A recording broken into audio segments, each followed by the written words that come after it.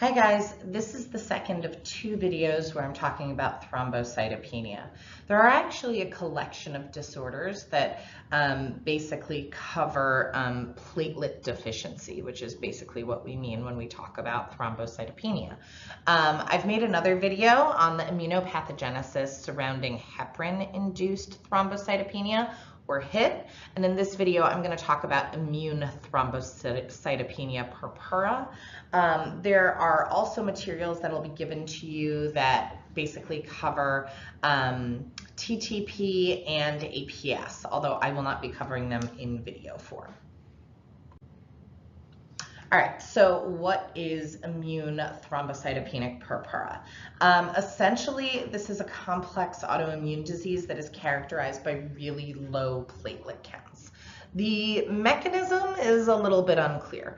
There's a lot of strong evidence that indicates that it's actually antibody mediated, and specifically a type 2 hypersensitivity. This appears to be the case in approximately 60% of patients, where platelet and megakaryocyte specific antibodies have been able to be identified. However, 60% is a long way off from 100. So there's an additional approximately 40% of patients who presumably have an autoimmune mediated thrombocytopenia for which no specific antibodies can be identified. But we can find T-cell dysregulation in those patients, and that's thought to be the mechanism there. So in that case, we're actually talking type 4. So this becomes a little confusing, right? When I talk about hypersensitivities way back when, I kind of told you there were 4 types. But anytime you're dealing with IgG, you automatically have to have some T-cell involvement, right? So there is some blending across the different types. And so when we start to think of some of these really complex autoimmune diseases, you'll see me shift between the different mechanisms that actually lead to the immunopathogenesis. And what are the greatest manipulators of all of these different types of hypersensitivities? Well, cytokines, of course. Cytokines are going to mediate all of the dysregulation in both the T-cell compartment and help control the antibody response. So this is part of the reason why I often sound like a broken record saying, know your cytokines. All right, so we kind of have 2 forms of ITP loosely. And by that, I don't mean their immunopathogenesis. I'm not talking about antibody versus T cell. What I'm actually talking about is how you get it. So primary ITP, we call it an acquired thrombocytopenia. Basically, this is an immune disorder that is characterized by isolated thrombocytopenia. What I mean by that is a peripheral blood platelet count less than 100 times 10 to the 9 per liter. And it can often actually go a lot lower than that. And this is due to, most of the time, pathogenic antiplatelet antibodies, T-cell mediated platelet destruction, and impaired megakaryocyte function. Because remember, it's those megakaryocytes that are going to lead to the development of our platelets. All right. So what about secondary ITP? Secondary ITP could be triggered by inherited or acquired conditions. So basically a predisposing disease. Predisposing diseases, there's actually a whole lot of them. One of the ones that we recently talked about was B19, right? So anybody who has any sort of anemia, we worry about basically the reduction of cell types, okay? So we see a reduction in B19. Other ones would include H. pylori. Even HIV can lead to thrombocytopenia. So secondary ITP is associated with these infections, but it's also associated with other autoimmune diseases. So this would include things like SLE and rheumatoid arthritis, okay? And if you think about it, that makes sense. Anytime you have one of these conditions, you kind of have chronic inflammation. If you have chronic inflammation, you have chronic damage. Whenever you have damage, you're going to need platelets to help resolve some of that damage. And that can actually kind of bring about some of maybe what was a more latent platelet condition.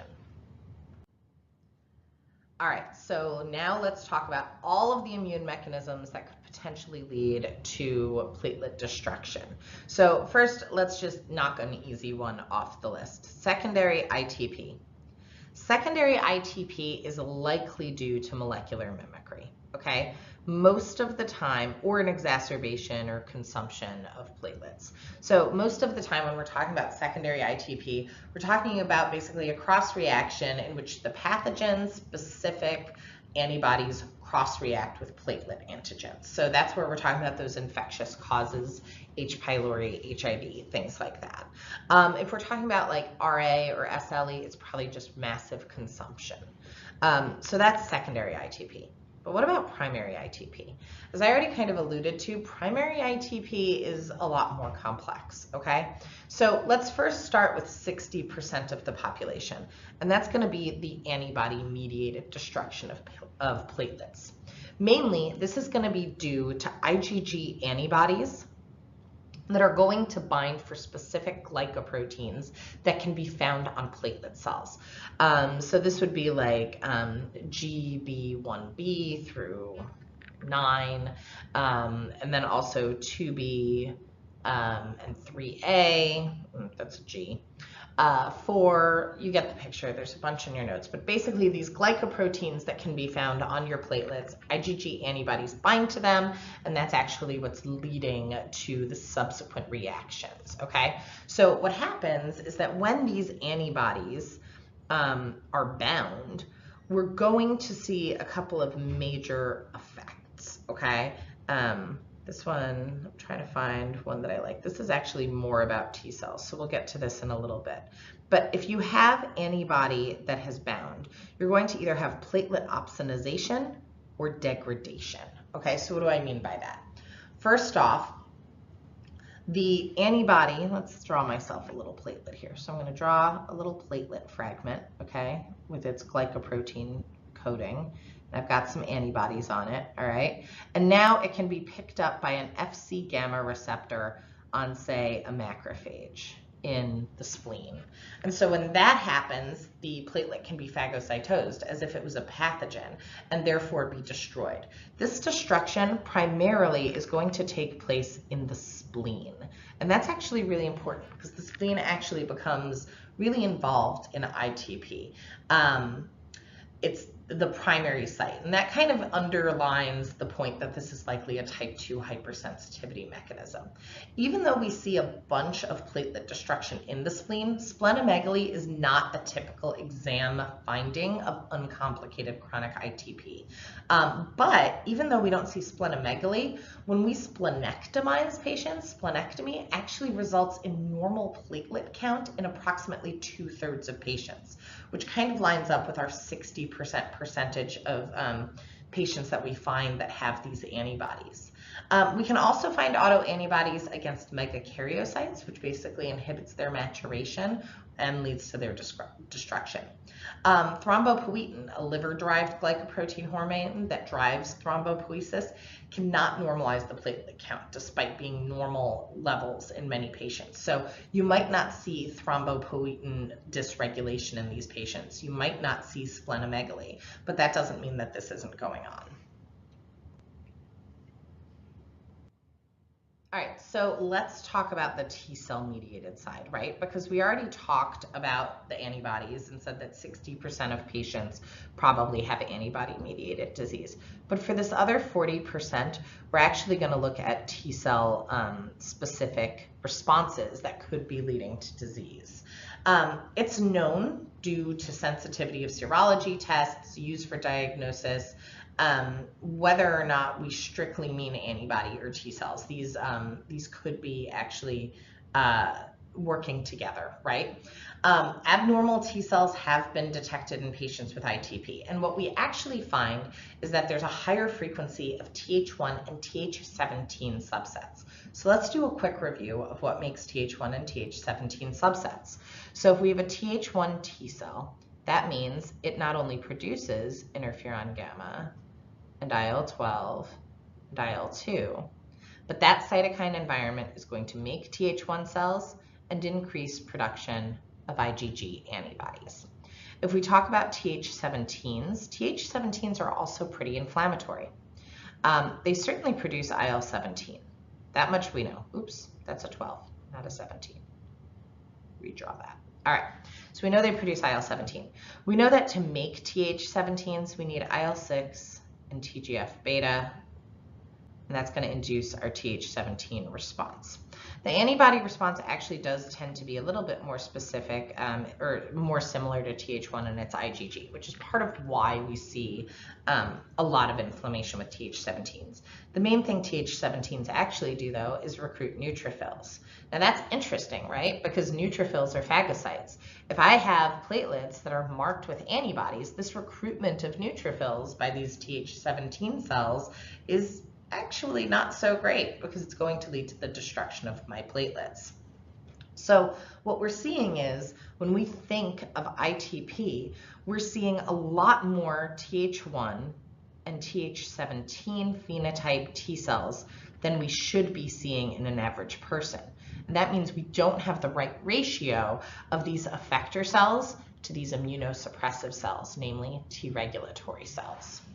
CD8 T cells are also found at higher than normal frequency in individuals with ITP, and they're able to directly lyse platelets. So this CD8 T cell is able to basically kill platelets on site, and including, it can also kill megakaryocytes. So we're basically killing the platelets at various stages in their development. The other thing that we've noticed, and part of why we have more Th1 cells, is that we actually see an increase in IL-2, which is good, TNF-alpha, which is helpful for making Th1s, and interferon gamma, which is helpful for making Th1s. So we're making all of these cytokines that are super pro-inflammatory. And while the IL-2 could help the T regulatory cells, this environment is actually pro-inflammatory. So we're actually disrupting the creation of regulatory cells. One of the things I like about teaching you guys ITP at this point is that it allows me to remind you of some of our immunotolerant mechanisms. So namely, when we think about immunotolerance, we think about T regulatory cells. And if we were going to make a T regulatory cell, yes, we would have some IL-2, but really we would have IL-10 and TGF-beta, maybe some IL-4, and we'd have indoleamine deoxygenase. So IDO, indoleamine 2,3 deoxygenase. We find that these cytokines tend to be very low in patients with ITP, and that probably contributes to Treg deficiency. So when we look at kind of the immune mechanism, not only is it complex, but it's a kind of forward-feeding cycle of inflammation that can really get out of control. So how are we going to get rid of it? First, you want to knock down the immune response. And when we want to shut down an entire immune response, your first best bet is steroids, right? The first thing to do to get an immune response under control is just the giant stop sign that is corticosteroids. With or without, and this is kind of optional depending on your patient, you could include some IV egg or anti-D. Anti-D, remember D is the RH factor, and we find that giving RH negative individuals some anti-D, so essentially RhoGAM, can actually help knock down ITP. If those don't work, we're on to second line therapies. Remember, splenectomy works really well in about 60% of patients, so you can always try that. It's still the gold standard, but immunosuppressive agents, including things like anti-CD20, can also help because anti-CD20 will basically reduce your B cell populations. So when we think about ITP, I want you to think about both the antibody and the T cell things that have to go wrong to create this antiplatelet response. And that's going to induce the thrombocytopenia. Then once you know what that pathway is, you can think about how the treatments would stop it.